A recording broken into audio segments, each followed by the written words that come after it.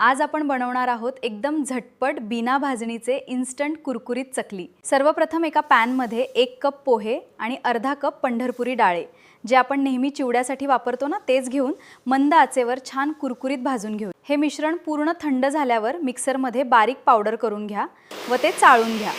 आता एका परातीत पोहे डाळीचं पीठ, 1.5 कप तांदळाचं पीठ, मीठ, पाव टीस्पून हळद, 1 टीस्पून लाल तिखट आणि पाव टीस्पून हिंग घालूया। 1 टीस्पून ओवा हातावर घेऊन थोडा रगडून पिठात घालूया। आता 1 टेबलस्पून तेल कडकडीत गरम करून आता थोडं कोमट पाणी घालत पीठ मऊसर पण घट्ट मळून घेऊया। आता चकलीच्या साच्याला थोडं तेल लावून त्यात पीठ भरूया। तुम्हाला हवी तेवढी चकली गोलाकार पाडून घ्या। आता कढईमध्ये तेल मध्यम गरम करून चकल्या सोडूया। बुडबुडे कमी झाले की चकली अलगद पलटून दोन्ही बाजूंनी सोनेरी आणि कुरकुरीत तळून घेऊया। छान कुरकुरीत चकल्या तयार झाल्या आहेत।